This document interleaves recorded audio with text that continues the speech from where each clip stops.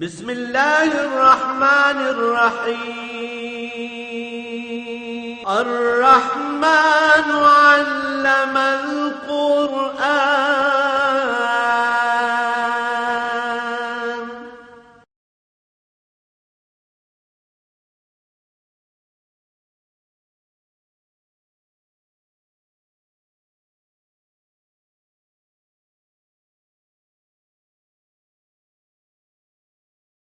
الحمد للہ رب العالمین والصلاة والسلام علی حبیبہ محمد وآلہ وصحبہ اجمعین.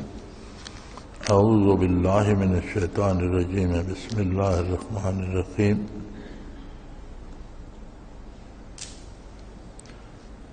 وَلِتَصْغَىٰ إِلَيْهِ أَفْئِدَةُ الَّذِينَ لَا يُؤْمِنُونَ بِالْآخِرَةِ وَلِيَرْضَوْهُ وَلِيَقْتَرِفُوا مَا هُمْ مُقْتَرِفُونَ.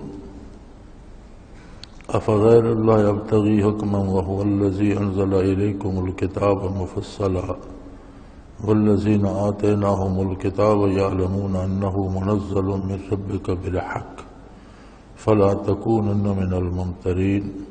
وَتَمَّتْ كَلِمَةُ رَبِّكَ صِدْقًا وَعَدْلًا لَّا مُبَدِّلَ لِكَلِمَاتِهِ وَهُوَ السَّمِيعُ الْعَلِيمُ. اللهم سبحانك لا علم لنا إلا ما علمتنا إنك أنت العليم الحكيم. مولاي صل وسلم دائما أبدا على حبيبك خير الخلق كلهم.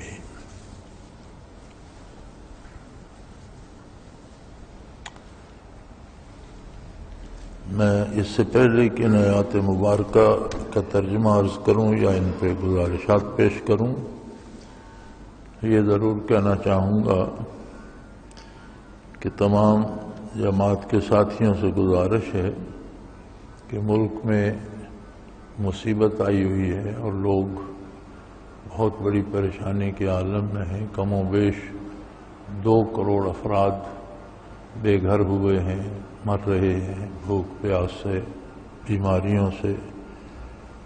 تو ان کے لیے ایک بات تو بڑی عجیب ہے کہ لوگوں کے پاس جو ہے اس میں سے نہیں دینا چاہتے. جو بڑے نیک بھی ہیں وہ بھی زکوٰۃ ہی دیتے ہیں یا صدقات ہی دیتے ہیں. ایسی صورتحال میں اپنے مال میں سے بھی دینا چاہیے. زکوٰۃ تو فرض ہے، ہر حال دینی ہے. بہرحال پھر بھی نیکی ہے زکوٰۃ، صدقات نافلہ، صدقۃ الفطر، اب فطرانہ آئے گا تو یہ ساری چیزیں بھی جمع کرائیں. یہ سارے پیسے فلڈ ریلیف کے لیے اور مرکز کو بھیجیں. انشاءاللہ پوری کوشش ہوگی کہ مستحقین تک پہنچے. اور یہ جو ساتھیوں کو بڑا ہے ذوق عمرے پر جانے کا، بہت بڑی سعادت ہے عمرے پر جانا، لیکن حالات اگر ایسے ہوں تو سرمایہ وہاں خرچ کرنے کی بجائے یہاں اللہ کے بندوں کی جان بچانے پہ خرچ کریں تو اس سے زیادہ ثواب ہوگا. عمرے پر جا کر بھی مقصد اللہ کی رضا کو پانا ہے، سیر سپاٹا نہیں ہے. اور اس وقت سب سے بہتر کام جو ہے وہ ان غرباء اور مساکین کی مدد کرنا ہے. جو لوگ سیلاب کی نظر ہوئے ہیں وہ خواہ بڑے امیر تھے سیلاب سے پہلے، لیکن اب سارے مستحق ہیں امداد کے. تو میری یہ گزارش ہے جماعت کے تمام ساتھیوں سے کہ صدقات بھی جمع کرائیں، زکوٰۃ کے پیسے جمع کرائیں، فطرانے کے پیسے جمع کرائیں. اس کے علاوہ اللہ نے جو بے شمار مال ہمیں دے رکھا ہے اس میں سے بھی دیں. وہ قادر ہے. آج ان پہ مصیبت آئی ہے، کل ہمارے ساتھ بھی ہو سکتا ہے. وہ ایسا قادر ہے کہ کسی پہ بھی کسی وقت کوئی آزمائش آ سکتی ہے. تو پورا ملک دنیا سے مانگ رہا ہے، کافروں سے مانگ رہا ہے، بے دینوں سے مانگ رہا ہے. تو کیا ہم اپنے مال قبر میں لے کے جائیں گے؟ ہم اپنے مال کیوں تقسیم نہیں کرتے؟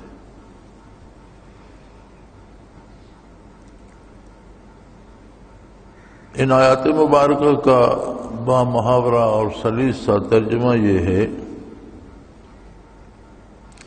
وَلِتَصْغَىٰ إِلَيْهِ أَفْئِدَةُ الَّذِينَ لَا يُؤْمِنُونَ بِالْآخِرَةِ وَلِيَرْزَوْهُ وَلِيَقْتَرِفُوا مَا هُمْ مُقْتَرِفُونَ کہ یہ جو لوگ مختلف گمراہی کی باتیں کرتے ہیں تو جن لوگوں کے قلوب پہلے سے مسخ ہو چکے ہیں، افئدہ کہتے ہیں قلب کی اس انتہائی اندر کی کیفیت کو جو ایک لطیف ربانی قلب میں ہے، جو انتخاب کرتا ہے زندگی کی راہوں کا، تو ان کے قلوب ان لوگوں کے جن کو آخرت پر ایمان نصیب نہیں ہے، ان کے قلوب ان کی فضول باتوں کی طرف مائل ہوں گے اور بڑی ان کو پسند آئیں گی، گمراہی کی باتیں انہیں بہت پسند آئیں گی۔ تو جو کچھ وہ لوگ کر رہے تھے جو پہلے سے گمراہ ہیں، انہیں بھی کر لینے دیجئے، لیکن یہ بتا دیجئے انہیں کہ میں کیا اللہ کے علاوہ کسی دوسرے کا فیصلہ قبول کروں؟ مومن کے لیے تو مر سکتا ہے، وہ جان دے سکتا ہے، لیکن اللہ کے حکم کے مقابلے میں کسی دوسرے کا حکم ماننا اس کے لیے ممکن نہیں۔ ایمان کا تقاضا یہ ہے کہ میں کیا اللہ کے حکم کے مقابلے میں کسی دوسرے کا فیصلہ تسلیم کروں، حالانکہ اللہ نے پوری تفصیل کے ساتھ کتاب نازل فرما دی ہے اور زندگی کے ہر شعبے میں فیصلہ فرما دیا ہے کہ کیا کرنا ہے اور کیا نہیں کرنا، اور اللہ کے حبیب صلی اللہ علیہ وسلم نے عملاً وہ سارا کر کے دکھا دیا ہے۔ اور رہ گئے اہل کتاب جو پہلے سے جن کے پاس کتابیں موجود ہیں، والذین آتیناہم الکتاب یعلمون انہ منزل من ربک بالحق، انہیں اچھی طرح معلوم ہے کہ یہ قرآن کریم آپ کے پروردگار کی طرف سے نازل کیا گیا ہے اور یہ حق و صداقت کے ساتھ، یہ پورا حق ہے۔ It is the ultimate truth, یہ پوری اصل سچائی ہے جو اللہ کی کتاب ہے، یہ سراپا سچائی ہے، اور اس کے باہر جو کچھ ہے، اس کے خلاف جو کچھ ہے وہ غلط ہے۔ فَلَا تَكُونَنَّ مِنَ الْمُمْتَرِينَ، اے مخاطب کبھی قرآن کے حق ہونے پر کسی شبے میں مبتلا نہ ہونا۔ وَتَمَّتْ كَلِمَةُ رَبِّكَ صِدْقًا وَعَدْلًا، تو آپ کے پروردگار کا کلام مکمل ہوا صداقت کے ساتھ اور پورے عدل کے ساتھ۔ لا مبدل لکلماتہ، اللہ کے کلمات تبدیل نہیں ہوتے، جو اس نے فرما دیا وہ ہمیشہ قائم رہنے کے لیے ہے۔ وَهُوَ السَّمِيعُ الْعَلِيمُ، اور وہ سن بھی رہا ہے، جانتا بھی ہے، کوئی کیا کر رہا ہے، کوئی کیا کچھ کہہ رہا ہے، جو کسی کے منہ سے کلمہ نکلتا ہے وہ بھی جانتا ہے، جو کسی کے دل میں بات ہے وہ بھی جانتا ہے، جو کوئی عملاً کر رہا ہے وہ بھی اللہ کے علم میں ہے۔ بڑی خوبصورت بات قرآن کریم نے بتائی۔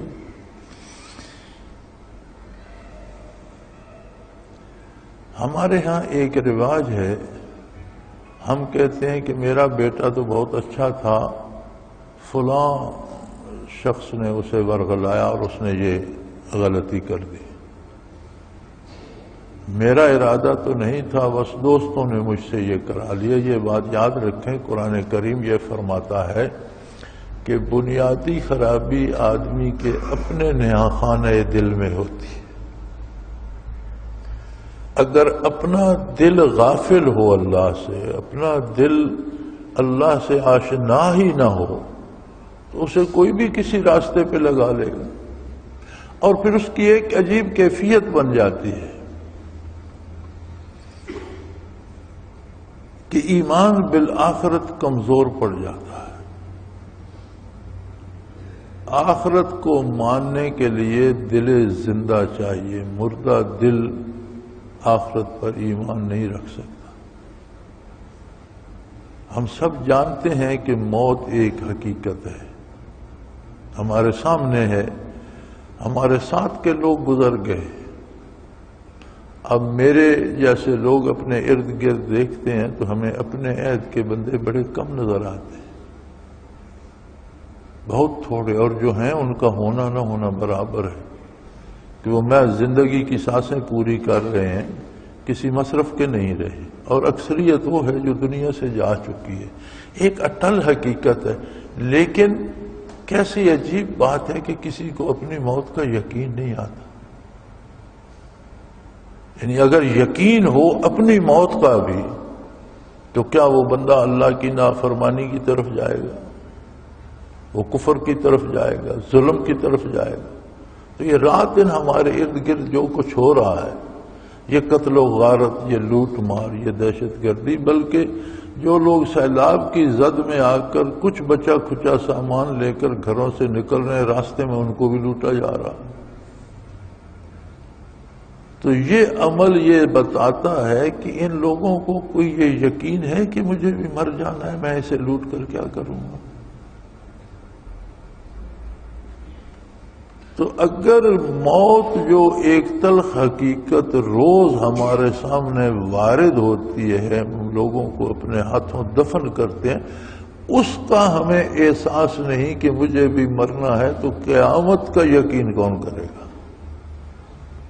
ایسے لوگوں کو قیامت کا یقین کیسے، اور یہ کیوں نہیں ہوتا؟ یعنی ایک حقیقت جو ہمارے سامنے ہے، آپ اتفاق ہوا ہوگا آپ کو بھی کئی مرتبہ زندگی میں، اور مجھے بھی بڑی مرتبہ ہوا ہے کہ جنازہ پڑھ کے لوگ قبرستان پہ جاتے ہیں تو 2 4 10 منٹ، کبھی آدھا گھنٹہ تاخیر ہوتی ہے قبر کی تیاری میں، تو انتظار کرنا پڑ جائے وہاں، تو ٹولیوں میں بیٹھ جاتے ہیں، کوئی موت کی آخرت کی بات نہیں کرتا، تو اپنے اپنے دنیا کے کاموں میں لگے ہوتے ہیں۔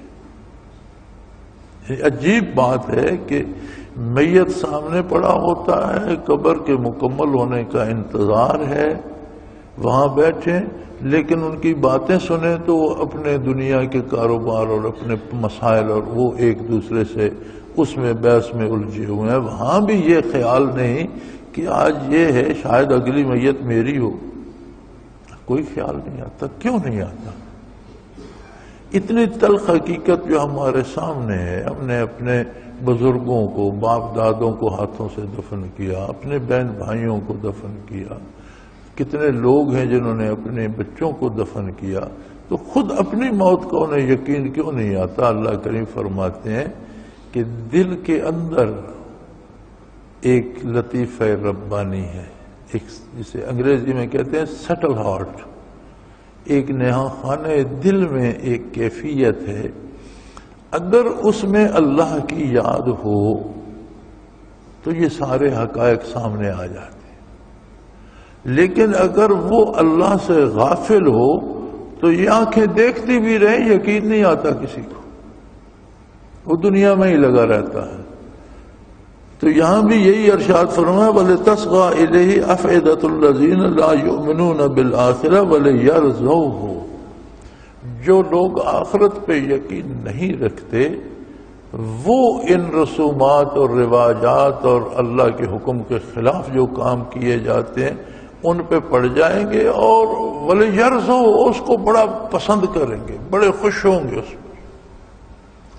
آپ معاشرے میں دیکھیں، آپ سنت کی بات کریں کہ حضور اکرم صلی اللہ علیہ وسلم نے اس طرح سے کیا تھا، صحابہ کرام نے یہ کام اس طرح کیا تھا، اور متقدمین سلف صالحین نے یہ اس طرح کیا تھا، یہ سنت ہے، یہ اس طرح سے ہے، وہ کہیں گے یہ وہابی ہو گئے۔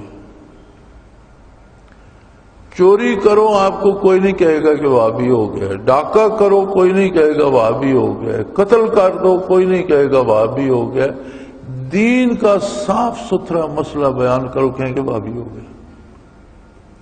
لیکن اگر کوئی رواج شروع کر دو، اس میں گپ شپ ہو، کھانا پینا ہو، دیگیں پکاؤ، ہاؤ ہو، 2 4 گانے بجانے والے بلا لو، سب کہیں گے بڑا ثواب ہے جی، بڑی نہیں، اور بڑے خوش ہوں گے اور بڑی خوشی سے اس میں شرکت کریں گے۔ کیا یہ عجیب بات نہیں ہے؟ اب رمضان شریف ہی ہے، کوشش ہوتی ہے کہ تراویح میں قرآن کریم سنا جائے، بہت اچھی بات ہے۔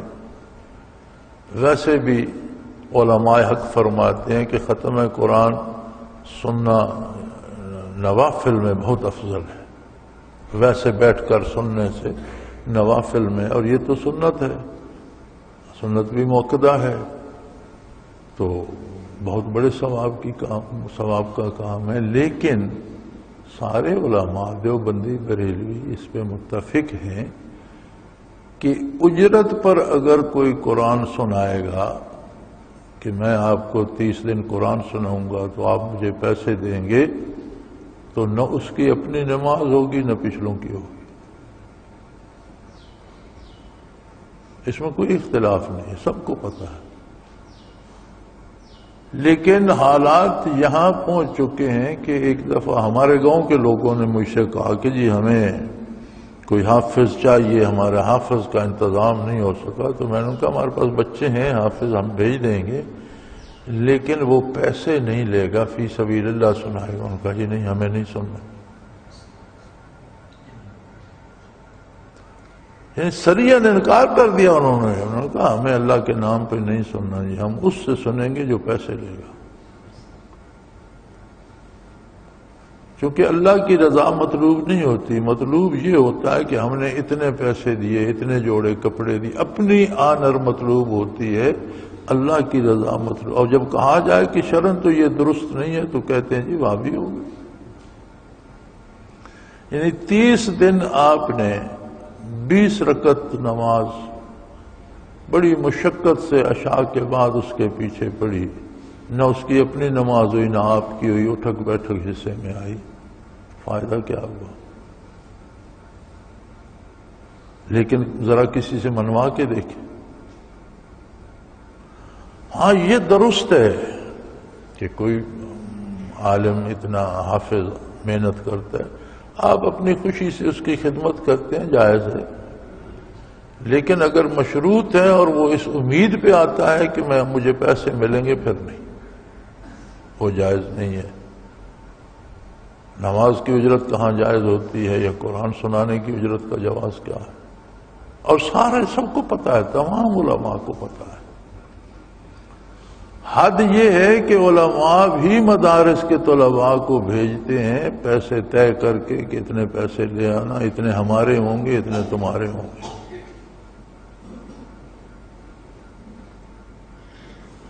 اور سارے خوش ہیں، فرمایا بولے یرضوا، برائی کی بات انہیں اتنی پسند آتی ہے، اس پہ بڑے خوش ہوتے ہیں۔ کوئی رواج آپ نکال دیں، ہندوؤں کے ہاں رواج ہوتا تھا کوئی مر گیا تو اس کا تیجا کرنا ہے، پھر 5واں کرنا ہے، پھر 10واں کرنا ہے، پھر 40واں کرنا ہے۔ اب وہ سارے کا سارا ہمارے ہاں بھی آ گیا۔ مرتا رہے بندہ، اس کی دوائی کی فکر نہیں کریں گے، پانی مانگتا رہے تو کہیں گے یار اس کی تو عادت ہے، پانی پانی کرتا رہتا ہے، دے لیں گے، ٹھہر جاؤ۔ جب مر جائے تو پھر تیجا، 10واں، 40واں، وہ اتنی رسمیں آ جاتی ہیں، جانور ذبح ہو جاتے ہیں، حلوے پک جاتے ہیں، کھانے والے جمع ہو جاتے ہیں۔ تو جب زندہ تھا تب تو اسے پانی تک کسی نے نہیں دیا، اب وہ مر کر اس حلوے کا وہ کیا کرے گا، وہ تو دنیا سے چلا گیا۔ تو کیا نبی کریم صلی اللہ علیہ وسلم کے زمانے میں یہ تیجے 10ویں 40ویں ہوتے تھے؟ کیا صحابہ کرام نے کیے؟ کیا سلف صالحین کا عمل ہے؟ نہیں۔ تو جب لوگوں نے موت جیسے سانحہ پر رسومات اپنا لی ہیں تو پھر شادی اور خوشی میں کیا نہیں کرتے ہوں گے، لین دین میں، روزمرہ کے معمولات میں۔ تو اللہ کریم فرماتے ہیں لوگ ایسا کیوں کرتے ہیں؟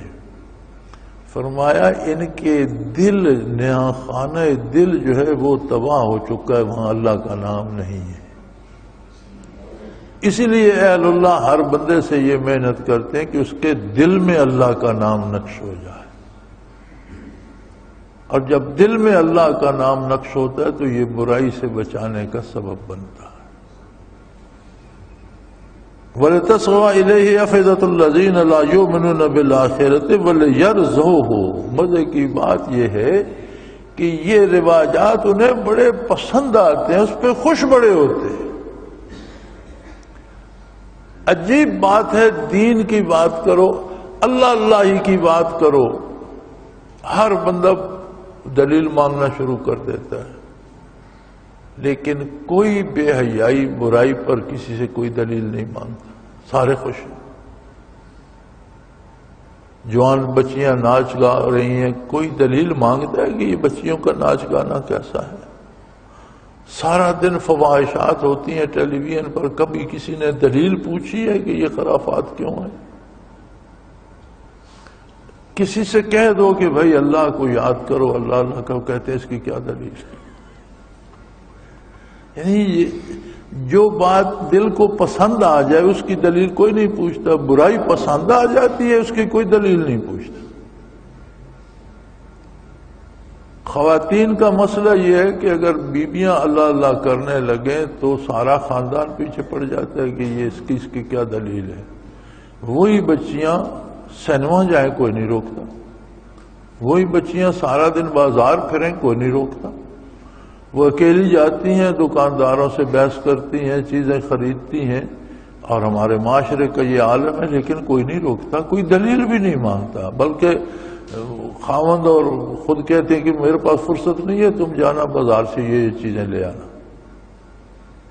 لیکن اللہ کی بات آئے گی تو اتنی چبھتی ہے ہر ایک کو کہ یار یہ کیا تماشا ہے، اس کی کیا دلیل ہے؟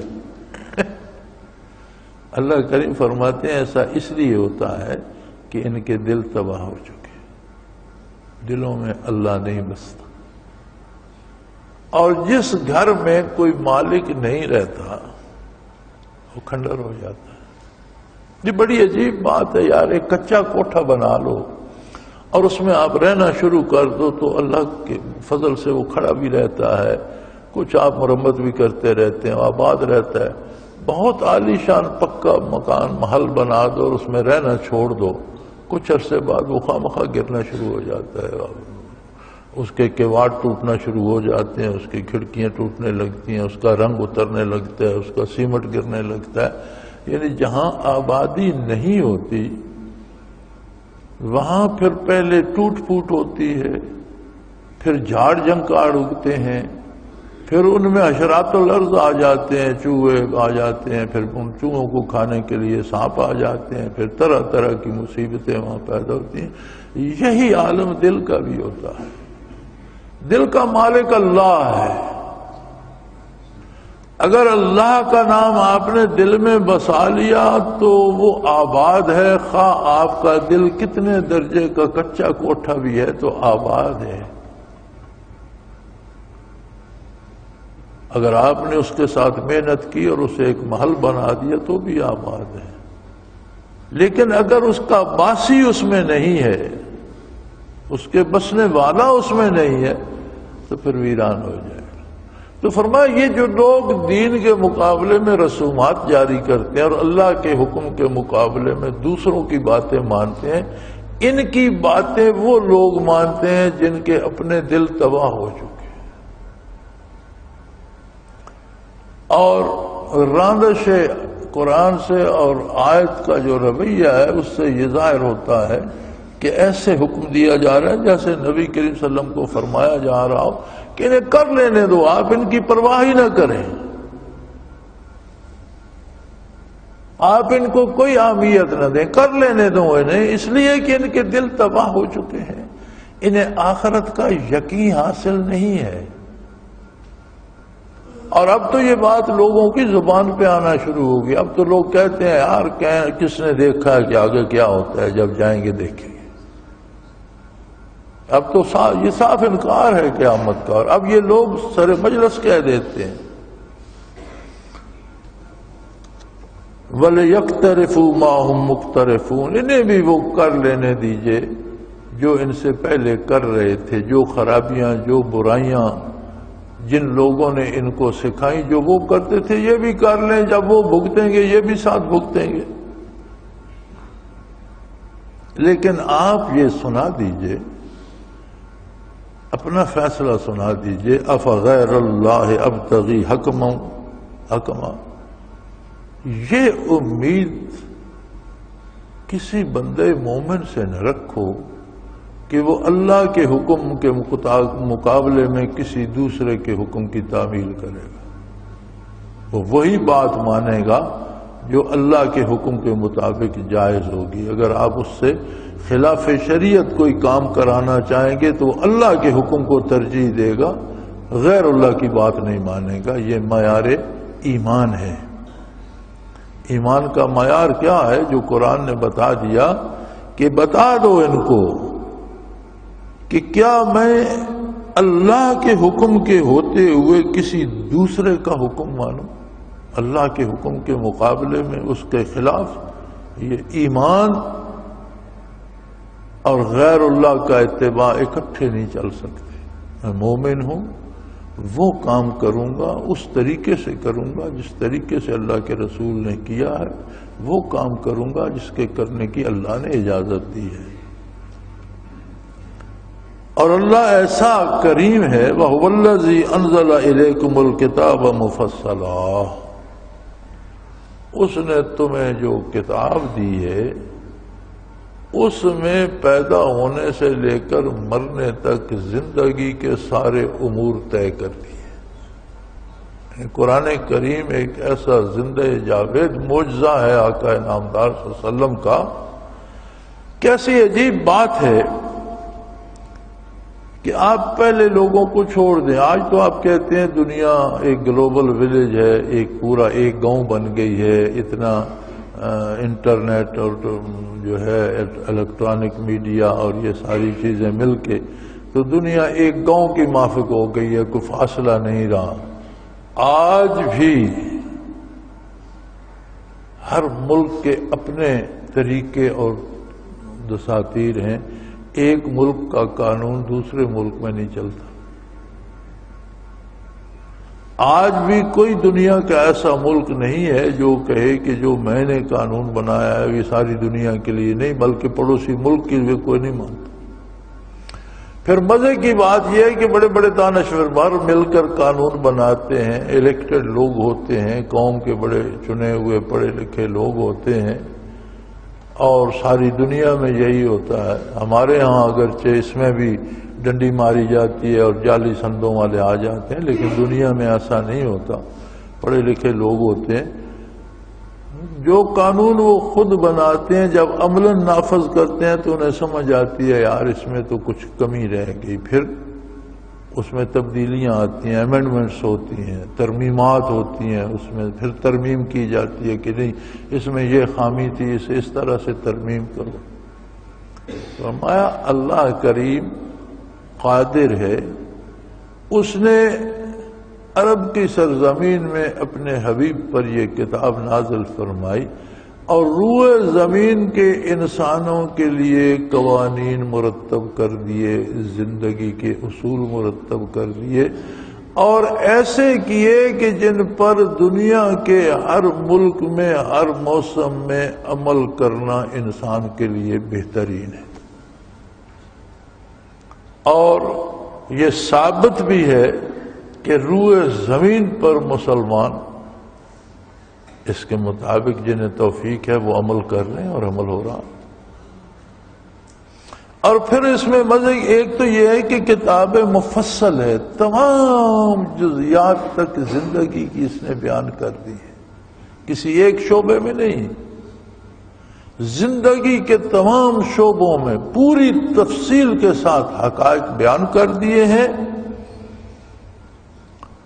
اور جن لوگوں کو پہلے کتابیں ملی تھیں، جو اہل کتاب ہیں، عیسائی ہیں، یہودی ہیں، جن کے پاس پہلے کتابیں ہیں، فرمایا وہ اچھی طرح جانتے ہیں والذین آتیناہم الکتاب یعلمون انہ منزل من ربک بالحق. وہ اچھی طرح جانتے ہیں، ان کی کتابوں میں بھی اس کی بشارت موجود تھی، ان کے نبیوں نے بھی انہیں بتایا، اور انہیں علم ہے کہ یہ کتاب حق کے ساتھ نازل ہوئی ہے اور اللہ کا رسول برحق ہے، خاتم الانبیاء ہے، امام الانبیاء ہے، اور یہ کتاب آخری کتاب ہے. اور کبھی بھی کسی کے بھی بہکانے پر اے مخاطب قرآن کی صداقت پہ رائی برابر بھی شک نہ کرنا. اس نے جو کچھ بتایا ہے اور جو اس طریقے سے بتایا سارا برحق ہے. اور ایک بات یاد رکھ لو، وَتَمَّتْ كَلِمَةُ رَبِّكَ صِدْقًا وَعَدْلًا، تمہارے رب کی بات مکمل ہو گئی. اب نہ کوئی نبی آئے گا نیا اور نہ کسی نئے نبی پر کوئی نئی کتاب آئے گی. اللہ نے جو کچھ مخلوق کے لیے نظام عطا فرمانا تھا وہ مکمل ہو گیا. آدم علیہ السلام پر صحیفے آئے، ابراہیم علیہ السلام پر آئے، مختلف انبیاء پر صحائف اترے، عیسیٰ علیہ السلام پر کتاب آئی، داؤد علیہ السلام پر آئی، موسیٰ علیہ السلام پر کتاب آئی. لیکن یہ سارے صحیفے، ساری کتابیں مخصوص لوگوں، ایک خاص امت، ایک خاص علاقے کے لیے تھی، مخصوص وقت کے لیے تھی. جب انسانیت بالغ ہوئی، شعور انسانی اپنے کمال کو پہنچا، تو اللہ کا آخری نبی اور آخری رسول مبعوث ہوا، جو بیک وقت ساری انسانیت کے لیے تھا اور ہے اور قیامت تک اسی کی رسالت رہے گی. ایھا الناس، اے اولاد آدم، انی رسول اللہ الیکم جمیعا، تم جہاں تک ہو میں تمہارے تم سب کے لیے اللہ کا رسول ہوں. اور آج بھی ہم کیا پڑھتے ہیں؟ محمد الرسول اللہ، لا الہ الا اللہ محمد الرسول اللہ، اللہ کے سوا کوئی عبادت کا حقدار نہیں، اور حضرت محمد صلی اللہ علیہ وآلہ وسلم اللہ کے رسول ہیں. کیا پڑھتے ہیں؟ اللہ کے رسول ہیں. آج بھی حضور کی رسالت ہے، آج بھی یہی کتاب عمل ہے، یہی راستہ ہے سیدھا، یہی اللہ کے کلمات ہیں. اور فرمایا یہ مکمل ہو گئی، اب کسی ذلی بروزی فلانے نبی کی ضرورت باقی نہیں. اب جو نبوت کا دعویٰ کرے گا کذاب ہوگا. وَتَمَّتْ كَلِمَةُ رَبِّكَ، تیرے رب کے کلمات مکمل ہو گئے. اب نہ وہی آئے گی نہ کسی کو کوئی نیا راستہ بتائے گی، بات ختم ہو گئی. وَتَمَّتْ كَلِمَةُ رَبِّكَ صِدْقًا وَعَدْلًا، اللہ کی بات مکمل ہو گئی حق کے ساتھ، سچائی کے ساتھ اور انصاف کے ساتھ. ساری سچائی اللہ کی کتاب میں ہے، سارا انصاف اللہ کی کتاب میں. اس کے خلاف جو کچھ ہے وہ ظلم ہے، اس کے خلاف جو کچھ ہے وہ جھوٹ ہے. میں ایک دن تبصرہ سن رہا تھا مغرب کے مفکرین کا، انگریزی میں وہ بحث کر رہے تھے، اور انہیں یہ شکایت تھی کہ مسلمان جو ہیں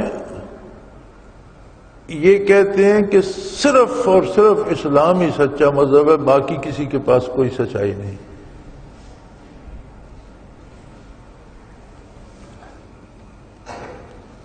یعنی انہوں نے سچائی پر قبضہ کر رکھا ہے ناجائز. میں نے کہا بات یہ ہے کہ جتنی خبر ہوتی ہے، اب قرآن کریم میں دو طرح کی باتیں ہیں، احکام اور اخبار. اب ساری کتابیں جو نازل ہوئی ان میں دو طرح کی باتیں تھیں، کچھ اخبار تھے، خبریں تھیں، کچھ احکام تھے، حکم تھے. خبر ایک سچی ہوتی ہے، ایک چیز کے بارے دو خبریں سچ نہیں ہوتی. احکام تبدیل ہوتے رہتے ہیں، اوامر و نواہی بدلتے رہتے ہیں حالات کے مطابق، لیکن اسلام نے احکام بھی مکمل کر دیے. اس کے باوجود تبدیل ہوتے رہتے ہیں حالات کے مطابق. مثلا نماز میں کھڑا ہونا فرض ہے، صلاۃ میں کھڑا ہونا قیام فرض ہے. ایک آدمی کھڑا نہیں ہو سکتا، وہ بیٹھ کر نماز پڑھ لے، حکم تو بدل گیا. اس کے لیے حکم ہے کہ وہ بیٹھ کر پڑھ سکتا ہے. ایک بندہ بیٹھ بھی نہیں سکتا، حکم ہے کہ وہ لیٹ کے اشارے سے پڑھ لے.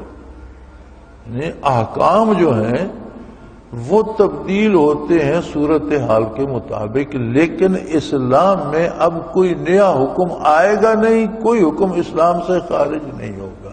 یہ تبدیلیاں بھی نزول اسلام سے ساتھ یہ رعایتیں بھی کر دی گئی ہیں، کسی نے بعد میں نہیں کی۔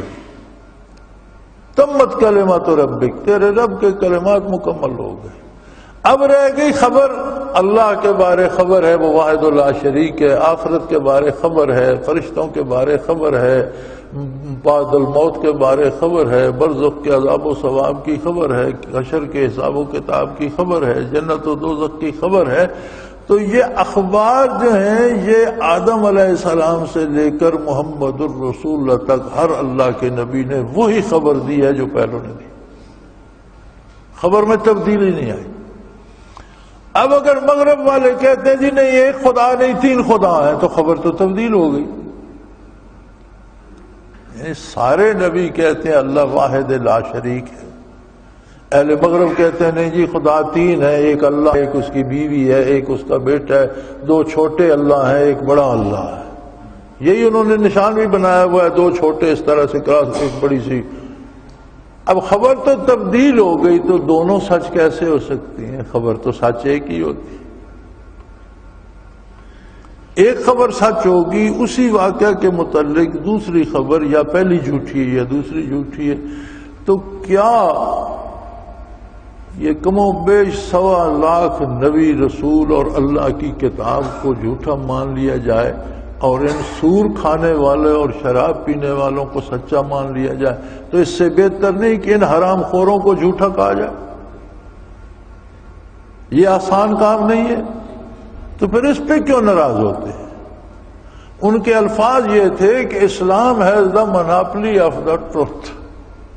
مناپلی انگریزی میں کہتے ہیں جبری قبضہ، جیسے کسی چیز پہ کر، ہم بھی پنجابی میں بھی استعمال کرتے ہیں، جی فلاں جو بس والا ہے انہوں نے تو اس سڑک پر اپنی مناپلی بنا لی ہے، کسی دوسرے کی بس نہیں چلنے دیتے، یعنی انہوں نے ناجائز طریقے سے قبضہ کر رکھا ہے۔ تو وہ کہہ رہے تھے کہ انہوں نے سچائی پر مسلمانوں نے قبضہ، بات یہ نہیں ہے مسلمانوں نے قبضہ نہیں کیا، مسلمانوں کے پاس ہے ہی سچائی، اور سچائی کے علاوہ جو کچھ ہے وہ جھوٹ ہے۔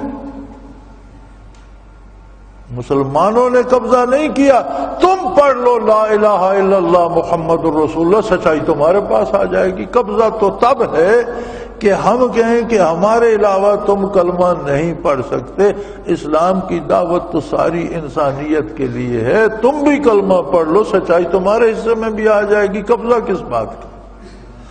اور اگر تم سچائی قبول نہیں کرتے اور چاہتے ہو کہ ہمارے جھوٹ کو بھی سچ مانا جائے، تو یہ تو بڑی بے وقوفوں والی بات ہے۔ جھوٹ کو سچ کون مانے گا؟ فرمایا تمت کلمات ربک صدقا وعدلا، تیرے رب کے کلمات سچائی اور عدل کے ساتھ مکمل ہو گئے۔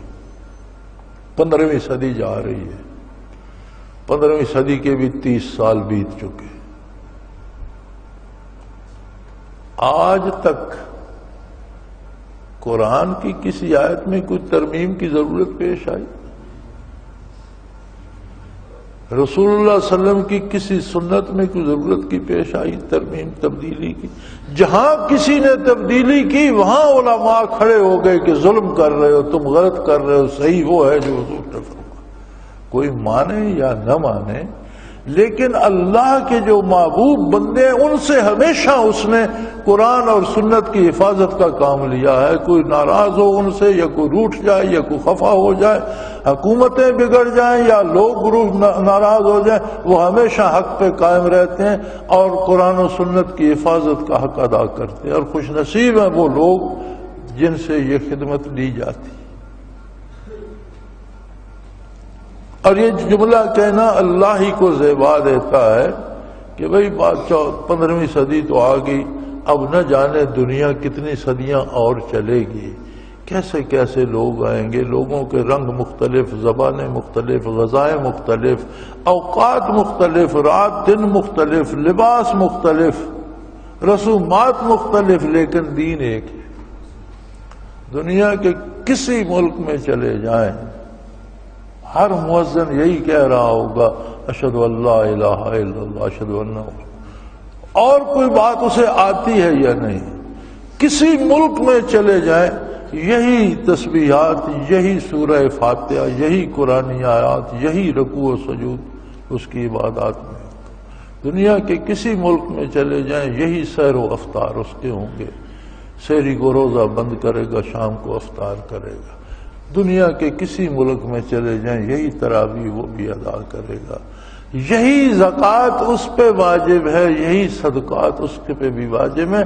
اور آج بھی الحمدللہ روئے زمین پر عمل ہو رہا ہے اسلام پر، جنہیں اللہ نے توفیق دی ہے کر رہے ہیں۔ آج تک کبھی یہ ضرورت پیش نہیں آئی کہ کسی آیت میں یار کوئی ترمیم کر دی جاتی، یہ ایسے نہ ہوتی ایسے ہو جاتی، اور قیامت تک نہیں آئے گی۔ فرمایا اللہ کی بات مکمل ہو گئی، سچائی اور عدل کے ساتھ۔ سارا سچ قرآن ہے، سارا عدل قرآن ہے۔ جہاں کوئی قرآن کو چھوڑے گا عدل نہیں ہوگا، ظلم ہوگا۔ ہماری حکومتیں اپنے فیصلے انگریزی قانون کے مطابق کرتی ہیں۔ آپ کیا سمجھتے ہیں ملک میں عدل ہو رہا ہے؟ ظلم ہو رہا ہے۔ دنیا میں جہاں بھی قرآن کے خلاف فیصلے ہوتے ہیں ظلم ہو رہا ہے۔ کوئی فیصلہ سن کر خوش نہیں ہوتا۔ تو سارا سچ، ساری صداقت، سارا عدل قرآن کریم میں ہے۔ اس کے خلاف ظلم ہے، جھوٹ ہے۔ مسلمان قرآن و سنت کی خلاف ورزی کرے گا، جھوٹ بول رہا ہے اور ظلم کر رہا ہے۔ کافر تو ہے ہی جھوٹا اور ظالم۔ تو فرمایا میرے بندے مومن وَلَا تَكُن مِّنَ الْمُمْتَرِينَ، کبھی بھول کر بھی ادنا سا شک بھی اس سچائی میں نہ کرنا، اس کی اللہ گواہی دے رہا ہے۔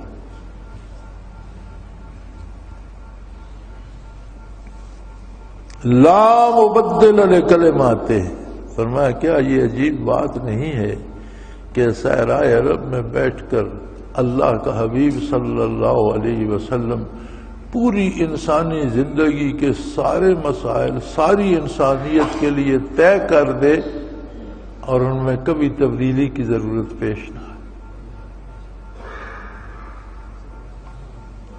لا مبدل لکلماتہ، اللہ کے کلمات میں کوئی تبدیلی نہیں ہوگی، کوئی نیا نبی نہیں آئے گا۔ ختم نبوت پہ بھی یہ بہت بڑی دلیل ہے کہ دین مکمل ہو گیا، اللہ کے احکام مکمل ہو گئے، کوئی نیا نبی نہیں آئے گا، کوئی نئی وحی نہیں آئے گی، کوئی نیا حکم نہیں آئے گا، بات ختم ہو گئی۔ اب صرف عمل کی باری ہے، جسے توفیق ہے وہ عمل کرے، جو نہیں کرے گا وہ بھگتے گا۔ وَهُوَ السَّمِيعُ الْعَلِيمُ، اور وہ خود سنتا بھی ہے جانتا بھی ہے، سن بھی رہا ہے کوئی کیا کہتا ہے، جان بھی رہا ہے کوئی کیا کرتا ہے۔ جو کچھ کوئی کر رہا ہے یا کہہ رہا ہے اس کے نتائج کا ذمہ دار وہ خود ہوگا۔ اللہ کریم ہمارے دلوں کو اپنی یاد سے آباد کرے، ہمارے گناہ معاف فرمائے اور قرآن و سنت پر عمل کی توفیق عطا فرمائے۔ وآخر دعوانا ان الحمدللہ رب العالمین۔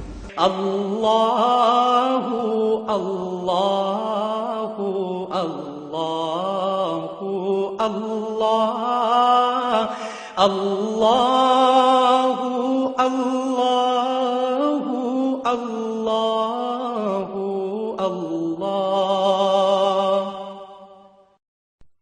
حضرت امیر محمد اکرم آبان مد ظلہ العالی دارالعرفان منارہ ضلع چکوال میں سالہ سال سے قرآن و حدیث کے اوپر خطابات کر رہے ہیں اور سلسلہ نقشبندیہ اویسیہ کے مطابق لوگوں کو ذکر الہی کی تربیت دے رہے ہیں۔ وہ قرآن پاک کی تفسیر ترتیب وار بیان کر رہے ہیں۔ تفسیر قرآن کو وہ موجودہ ملکی اور بین الاقوامی حالات کے مطابق بیان کرتے ہیں۔ موٹر وے سے کلر کہار کے انٹرچینج سے نکلتے ہوئے کلر کہار کی جھیل سے ہوتے ہوئے میانی، بوچھال اور نور پور سے گزرتے ہوئے دارالعرفان منارہ پہنچ سکتے ہیں۔